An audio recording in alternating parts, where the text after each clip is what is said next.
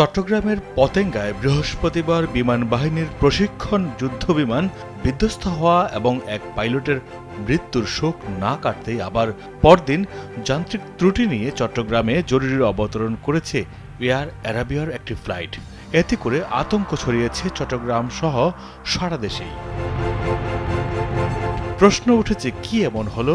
চট্টগ্রামে কেন একের পর এক বিপত্তি ঘটছে? এবার যান্ত্রিক ত্রুটি নিয়ে চট্টগ্রাম শাহ আমানত আন্তর্জাতিক বিমানবন্দরে অবতরণ করেছে এয়ার অ্যারাবিয়ার একটি ফ্লাইট। শুক্রবার সকালে ফ্লাইটটি জরুরি অবতরণ করে চট্টগ্রাম বিমানবন্দরে। Jamuna AC, the goodness of purified air. আমার বাসায় এনেছি যমুনা ইসি, আপনি কিনছেন তো?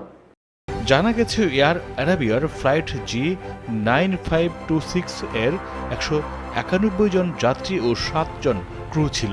সংযুক্ত আরব আমিরাতের শারজা থেকে ফ্লাইটটি চট্টগ্রামে আসছিল। এর মধ্যে সেখানে যান্ত্রিক ত্রুটি দেখা দেয়। ফ্লাইটের ত্রুটির সংকেত পাঠানো হয় শাহ আমানত আন্তর্জাতিক বিমানবন্দরের কন্ট্রোল রুমে। যদিও পাইলটের দক্ষতায় নিরাপদে অবতরণ করে ফ্লাইটটি। মূলত যান্ত্রিক ত্রুটির কারণে এয়ার অ্যারাবিয়ার ফ্লাইটটি শাহ আমানত বিমানবন্দরে অবতরণের পর হাইড্রোলিক প্রেসার সিস্টেম বিকল হয়ে যায়।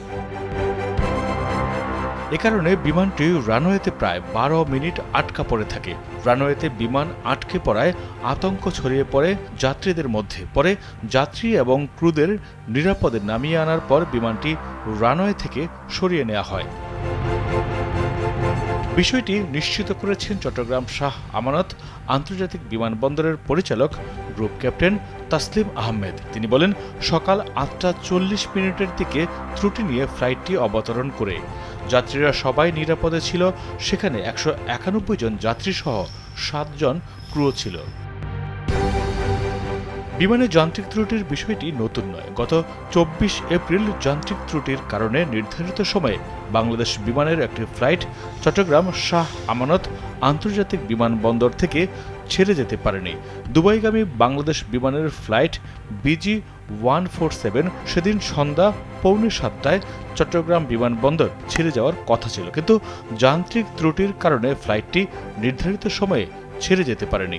এতে বেশ বেকায়দায় পড়তে হয় 268 জন যাত্রীকে।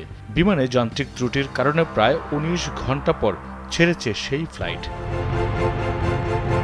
এর আগে যান্ত্রিক ত্রুটির কারণে প্রায় 11 ঘন্টা বিলম্বে ছেড়েছে বিমান বাংলাদেশ এয়ারলাইন্সের ঢাকা নারিতা রুটের ফ্লাইট। সেই ফ্লাইটে চরম ভোগান্তির মুখে পড়েন 76 জন যাত্রী। মাইদুর রহমান রুবেল, কালবেলা।